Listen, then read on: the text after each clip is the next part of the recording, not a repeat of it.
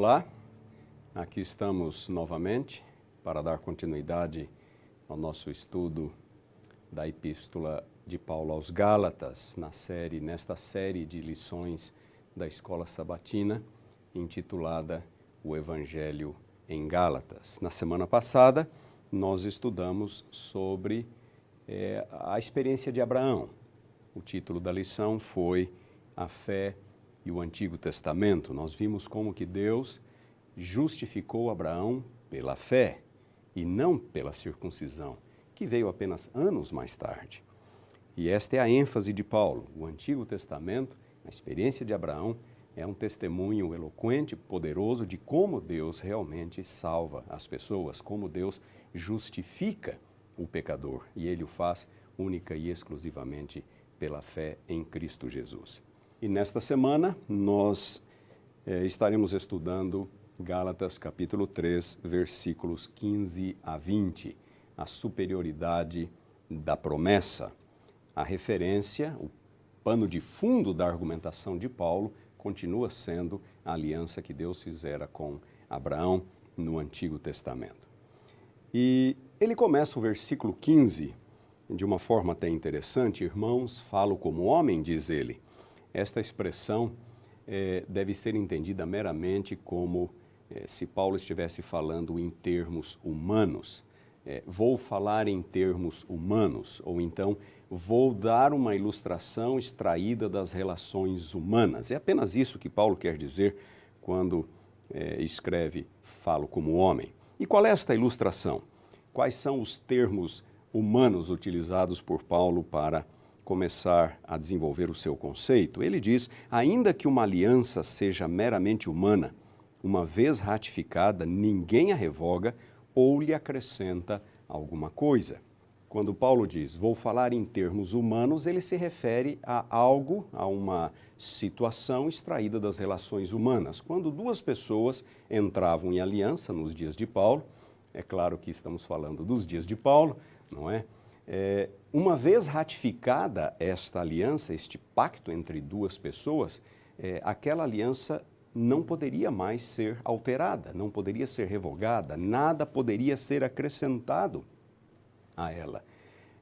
Como eu disse, o pano de fundo da argumentação de Paulo continua sendo o concerto que Deus fizera com Abraão, a aliança que Deus fizera com Abraão. E nas entrelinhas, a intenção de Paulo é dizer muito mais uma aliança divina. Se uma aliança humana não pode ser alterada, muito mais uma aliança divina. No versículo 6 ele diz, ora, as promessas foram feitas a Abraão e ao seu descendente. Ele introduz Cristo para dizer que Cristo era o cumprimento último, final da promessa que Deus fizera a Abraão. E então ele continua no versículo 17. E digo isto, uma aliança já anteriormente confirmada por Deus, a aliança com Abraão, a lei, que veio 430 anos depois, não a pode abrogar, anular, abolir, de forma que venha a desfazer a promessa. A lei, que veio 430 anos depois, não veio para acrescentar absolutamente nada à aliança feita com Abraão, não veio para alterar, não veio para anular, para abolir aquela aliança que Deus fizera com Abraão, de salvá-lo a ele e a sua descendência pela fé. Nós temos um slide aqui que vai nos ajudar a entender a argumentação de Paulo. Deus estabeleceu uma aliança com Abraão de salvá-lo a ele e a sua descendência pela fé.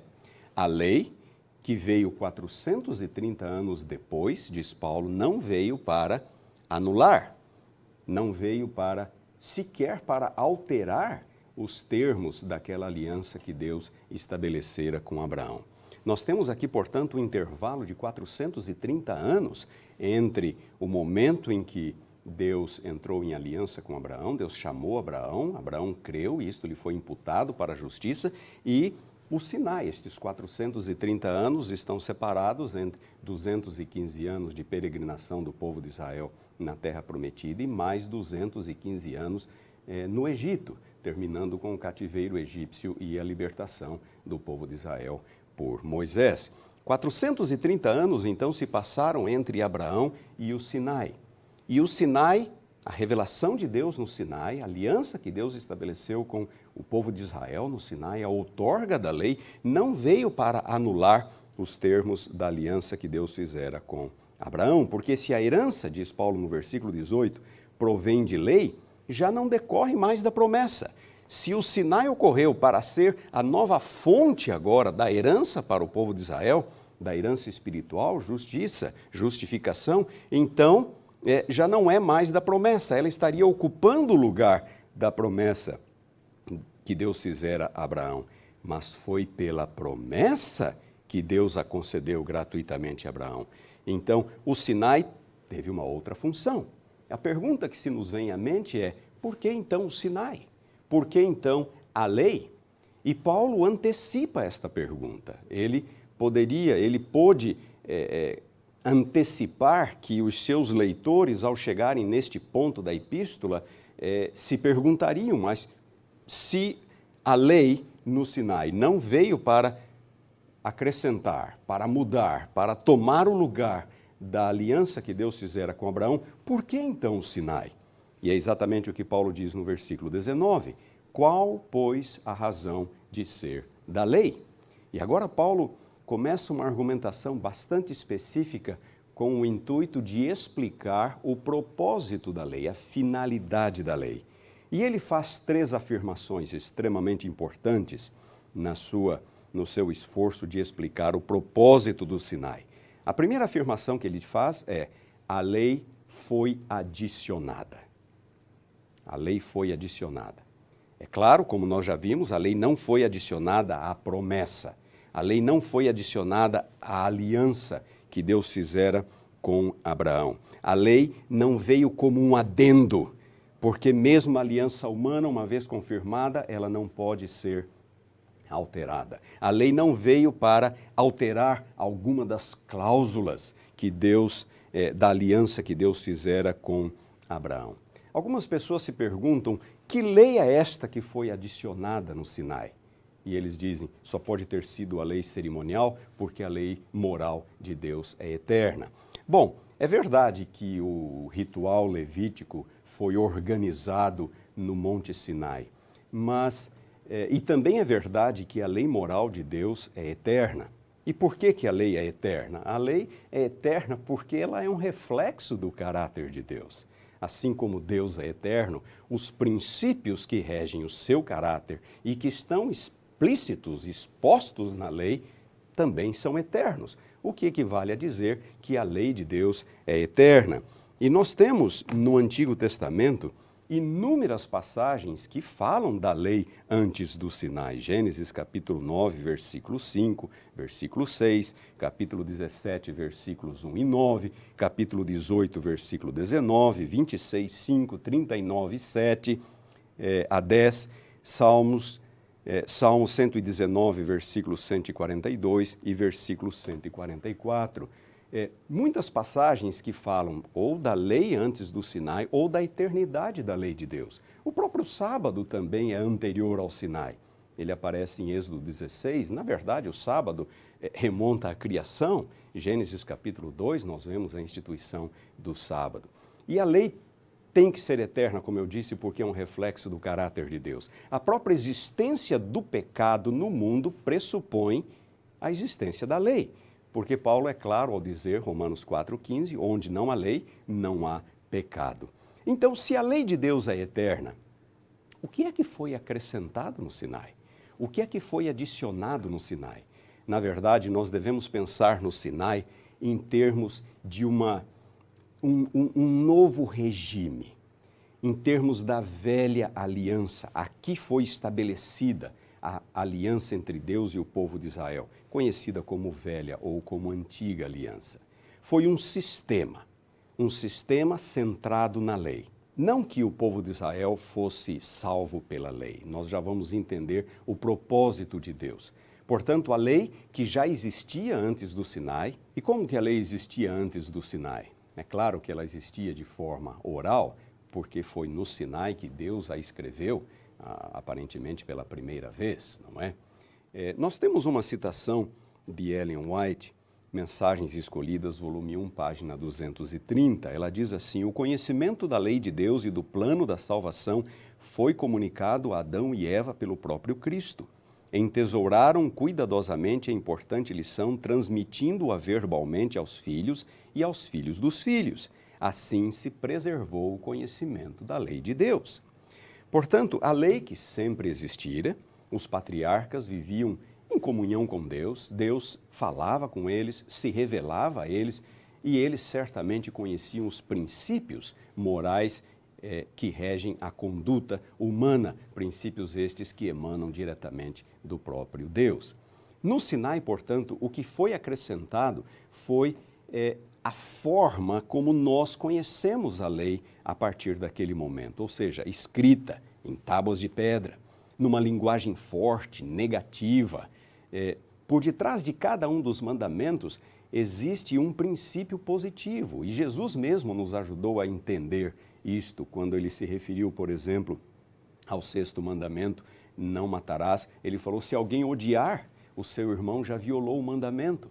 Quando ele se refere ao 7º mandamento: não adulterarás, ele diz: se alguém olhar com intenção impura, já violou o mandamento.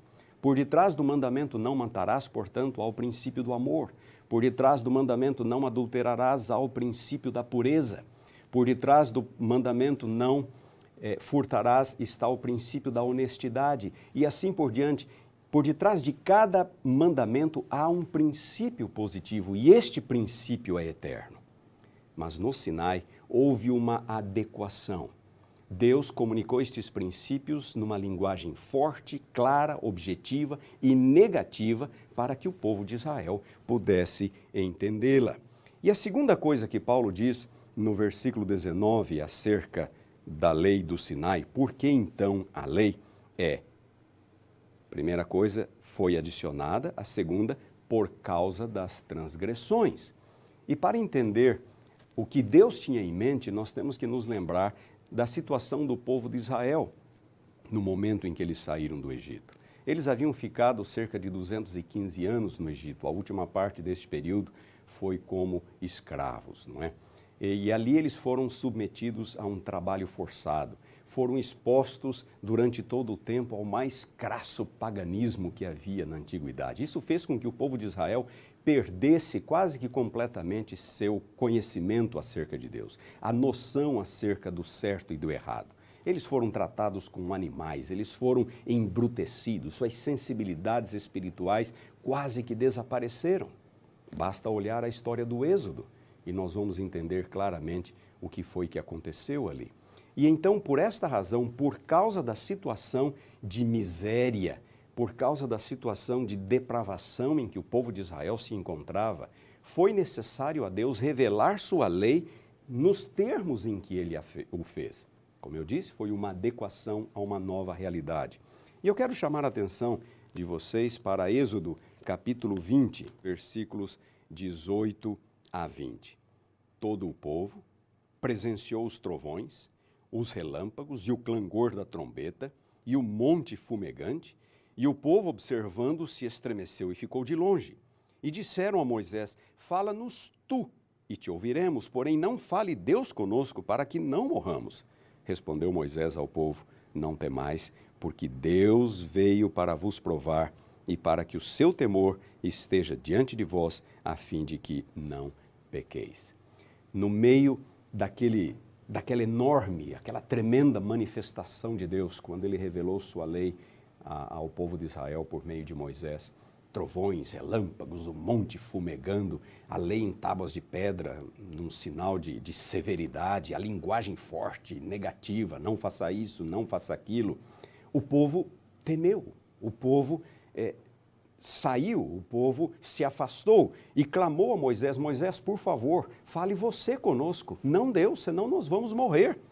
E então Moisés respondeu: não se preocupem, Deus não veio para destruí-los. Deus veio apenas para impressioná-los com a gravidade do pecado. Ele quer que o temor dele esteja entre vocês. Ele quer que vocês não pequem mais. É por isso que Paulo diz que Deus revelou a sua lei por causa das transgressões, para acentuar a malignidade do povo de Israel. Ellen White, no mesmo livro, Mensagens Escolhidas, volume 1, a página 230, declara o seguinte: a lei de Deus existia antes da criação do homem, ou do contrário, Adão não podia ter pecado. É claro, senão a lei não há pecado. Por isso que falamos que a lei é eterna.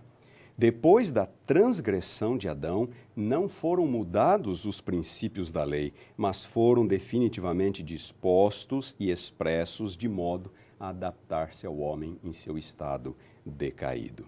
E a página 236, ela declara o seguinte: a lei de Deus, pronunciada do Sinai com terrível solenidade, é para o pecador o pronunciamento da sua condenação. É da alçada da lei condenar, mas não existe nela nenhum poder para perdoar ou para redimir. Assim nós entendemos, portanto, o propósito de Deus ao revelar sua lei no Sinai, da forma como o fez. Trovões, relâmpagos, o monte que fumegava, linguagem forte, negativa, em tábuas de pedra, não é, implicando severidade. Deus queria impressionar o povo, Deus queria fazer com que o povo sentisse a malignidade do pecado. E a terceira coisa que Paulo fala acerca do Sinai, na resposta à pergunta, qual, pois, a razão de ser da lei? Gálatas 3,19. Foi adicionada, primeira coisa, e já vimos, foi adicionada uma nova roupagem, porque a lei sempre existiu, ela foi colocada agora dentro de um sistema, o que chamaríamos de o regime da lei, que é o período da velha aliança. Em segundo lugar, por causa das transgressões do povo de Israel, para que o temor de Deus estivesse entre eles. E em terceiro lugar, até que viesse o descendente. Esta afirmação de Paulo pode parecer surpresa para algumas pessoas, mas é exatamente o que Paulo está dizendo. Ele está pensando cronologicamente. Aquela lei do Sinai, com aquela roupagem, com aquela finalidade, dentro daquele sistema, o sistema da velha aliança, o regime da lei, aquilo teve um começo, 430 anos depois de Abraão, e teria um fim. É o que Paulo está dizendo. Até que viesse o descendente. O descendente é Cristo. Paulo está pensando cronologicamente. A ênfase de Paulo, portanto, é bastante clara e nós temos que tê-la em mente ao estudarmos estes versículos. Em primeiro lugar, Paulo está dizendo que ninguém é justificado pela lei, única e exclusivamente pela fé em Cristo Jesus. E foi assim já no tempo de Abraão, quando Deus entrou em concerto, em aliança com Abraão. A lei, que veio 430 anos depois, não veio para anular os termos da aliança que Deus fizera com Abraão. 3 pontos são importantes, portanto, em nossa compreensão, em nosso estudo deste assunto. Em primeiro lugar, nós temos que nos lembrar de que não há nada de errado com a lei. Por que nós concluímos isso? Não há nada de errado com a lei, porque foi Deus que a revelou. Foi Deus que deu a lei. Foi Deus que organizou aquela revelação poderosa, aquela chamada teofania, uma revelação de Deus, uma manifestação de Deus do Sinai. Foi Deus que a escreveu com seu próprio dedo em tábuas de pedra. Não há nada de errado com a lei. E a lei não veio para acrescentar, para mudar, para revogar os termos da aliança que Deus fizera com Abraão. A lei veio por causa das transgressões humanas, para que o pecado se mostrasse extremamente maligno, como diz Paulo em Romanos capítulo 7, versículo 13. As transgressões do povo de Israel, aquele estado de depravação e miséria, tornou a lei necessária. E o que foi acrescentado foi uma nova roupagem. A lei foi colocada dentro de um regime, o regime da lei. E este regime desaparece quando Cristo vem. E na próxima semana é exatamente isso que nós vamos estudar. Paulo vai continuar a sua argumentação e esperamos revê-lo aqui para o nosso estudo.